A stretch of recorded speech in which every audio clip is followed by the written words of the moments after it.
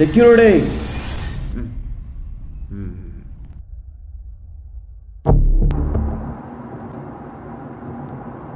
అన్నా చెప్పురా. ఇన్నేళ్ల సర్వీస్లో గన్ను కాల్చే అవకాశం వచ్చిందంటావా? ఎప్పుడు శంఖలోనే పెట్టుకుని ఉంటావు, ఎప్పుడన్నా కాల్చావా? ఇప్పటి వరకు అవకాశం రాలేదురా. మరి ఇప్పుడు సడన్ గా దొంగలు పడితే ఏం చేస్తాంటావు? ఒరేయ్, నా సంగతి నీకు తెలియదురో. అసలు ఈ ఉద్యోగం వచ్చిందే ఫైరింగ్ లో ఫస్ట్ వచ్చానని. ఎవరు నేను కాల్చి పడేస్తా. డిషా డిషా డిషా.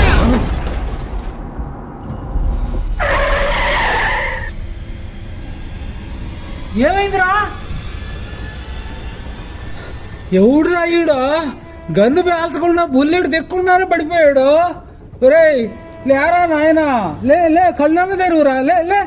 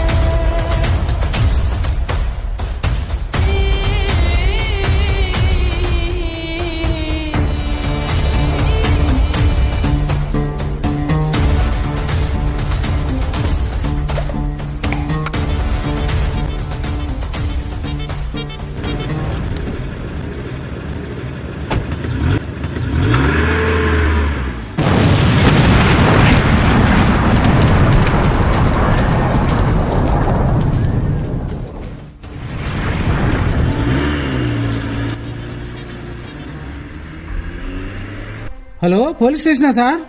ఏబీసీ బ్యాంక్ సెక్యూరిటీ మాట్లాడుతున్నాను సార్. పల్మా విలేజ్ రోడ్ లో ఎవరో దొండగులు మాపై అటాక్ చేసి ఏటీఎం బ్యాంక్ బ్లాస్ట్ చేసి డబ్బులు మొత్తం ఎత్తుకెళ్తున్నారు సార్. అటు వై జంక్షన్ అయిపోయి టాటా ఏసీలో వస్తున్నారు. బండి నంబర్ AP27 TV 1499. పట్టుకోండి సార్.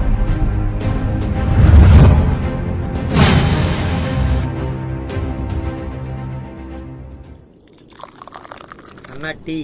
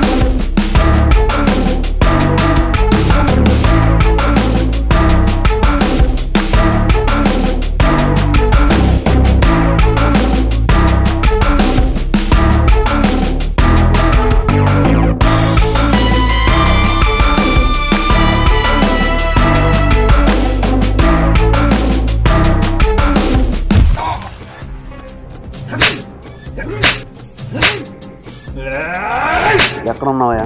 సార్ సార్ పక్కన ఉన్నా సార్. త్వరగా ఇల్లు సార్. వినపడుతుందా? సార్ వస్తున్నా సార్. త్వరగా ఇల్లు. అలాగే సార్. చెప్పు. Okay sir. ఎలాగరా పోతావరా? పోతావరా? నా కొడక పులిసిని కొడతావరా? చూపెట్టు ఏంట సూపు.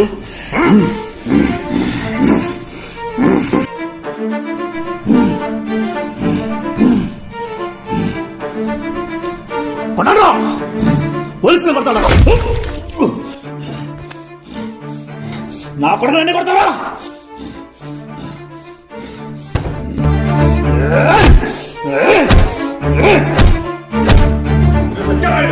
పోలీసులు కొడతాడా? ఏమైంది సార్? ఏమైంది? AP27 TV 1499 బండి ఇటు వెళ్ళి చూడు. సార్ ఇప్పుడే బండి ఇటు వెళ్ళింది సార్. ఎట్లా?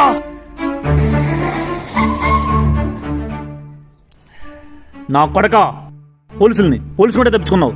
నీ దశ బాగుందిరా. రేయ్ వీడి సంగతి తర్వాత చూద్దాం, పదండ్రా.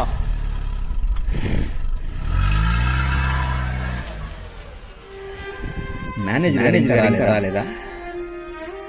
రాజీ ఎక్కడికి వెళ్ళాడురా? రాజీయా ఇక్కడ దాకా ఎందుకు వచ్చారు? అయ్యా ఫోన్ చేస్తుంటే మీరు ఎత్తట్లేదు. అందుకని ఫోన్ లిఫ్ట్ చేయకపోతే ఇక్కడ దాకా వచ్చేస్తారా? నిన్నటనంగా డబ్బులు ఇస్తామని మీరే కదయ్యా చెప్పారు, అందుకని. ఇంకా 2-3 నెలలు పట్టుద్ది. డబ్బులు ఇంకా రాలేదు, వచ్చాక కౌరు పెడతాను. వెళ్ళండి. అయ్యా ముందు 10 రోజులు అన్నారు, తర్వాత 15 రోజులు అన్నారు. అలా 3 నెలలుగా గడుపుతున్నారు. ఇప్పుడేమో ఇంకా 2-3 నెలలు అంటున్నారు. ఎలాగయ్యా? అంటే మీ ఉద్దేశం ఏంట్రా? అన్నా, మీకు 2 చేతులు ఎత్తి మొక్కుతాను. ఆ డబ్బులు మాకు చాలా అవసరం అయ్యా, దయచేసి అలా అనకండి. నువ్వు ఈయనకి దండం పెట్టవలసిన అవసరం ఏంటన్నా? నాకు తెలిసినంత వరకు ఈయన వల్ల ఏమీ కాదన్నా. అన్నా, ఈయన మనల్ని కావాలని తెప్పించుకుంటున్నాడన్నా. ఈయన వల్ల అయ్యేలా లేదు. బ్యాంక్ వెళ్ళి వేరే వాళ్ళని అడుగుతాం. పదన్నా పదన్నా రా అన్నా. రేయ్, మీరు అక్కడికి వెళ్ళి ఎవడి కాళ్ళు పట్టుకున్నా అది చివరికి నా కాళ్ళ దగ్గరకు రావాల్సిందే. సుధాకర్ గారు, ఏం లేదండి, ఊరు నుంచి 5 ఊరకొక్కలు వచ్చి మురుగుతుంటే తరుముదామని వచ్చాను.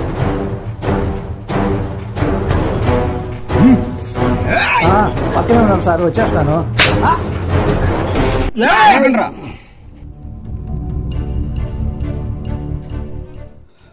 నన్నే కొడతారా? ఇప్పుడు చెప్తున్నా వినండి, ఇక మీకు డబ్బులు రావు. ఒకవేళ మీ పేరున వచ్చినా మీ చేతికి చిల్లి గవ్వ కూడా అందకుండా ఏం చేయాలో అదే చేస్తాను. మీ ఊరి తెలివితేటలు మీ ఊరిలోనే చూపించుకోండి. ఇక్కడికొచ్చి మీ ప్రతాపాలు చూపించాలనుకుంటే ఏం జరుగుతుందో హాస్పిటల్ బెడ్ మీద ఉన్న మీ రాజేష్ని అడగండి.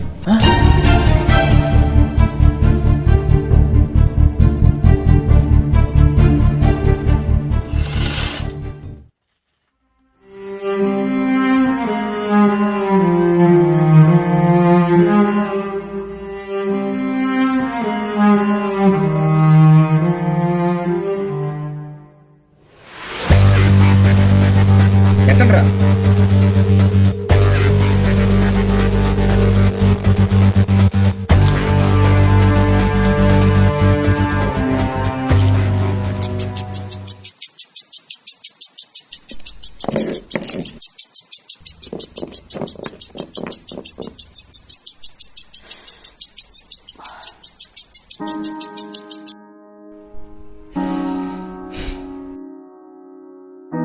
ఏమైంది రాజయ్య?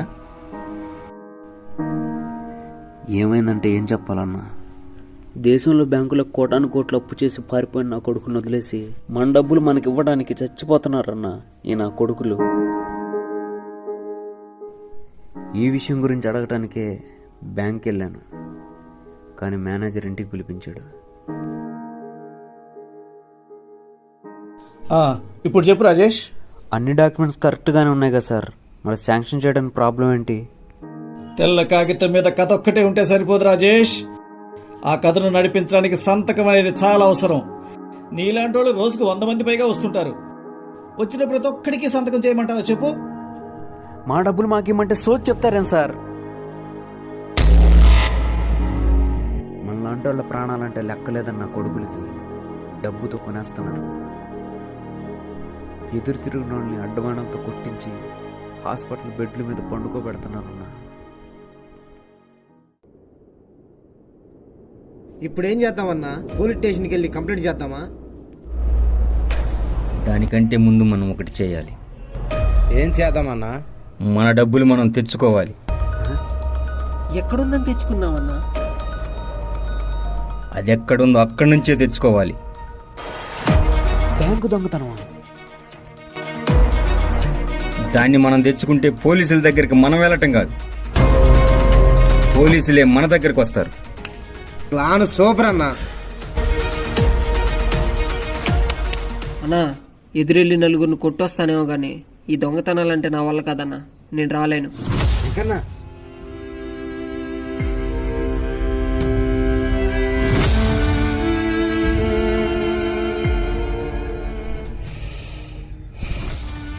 మన కష్టం, మన శ్రమ, మన డబ్బు తెచ్చుకోవడానికి నేను వెళ్తున్నాను. చేతగాని వాళ్ళలా ఇంకా రాకూడదు అనుకునే వాళ్ళు ఎవరైనా ఉన్నారా?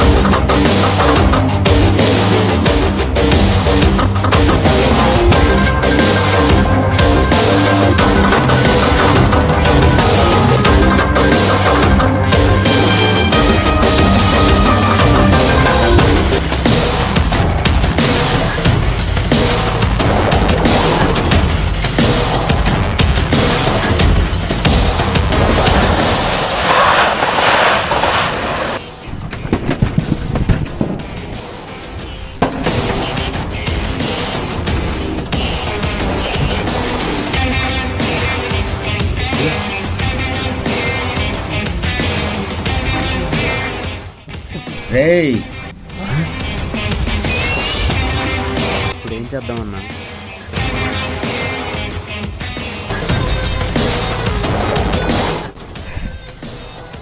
మనం చేయాల్సింది చేశాం. ఇక వాళ్ళ వల్ల వచ్చాక తెలుస్తుంది ఏం జరిగిద్దో అని.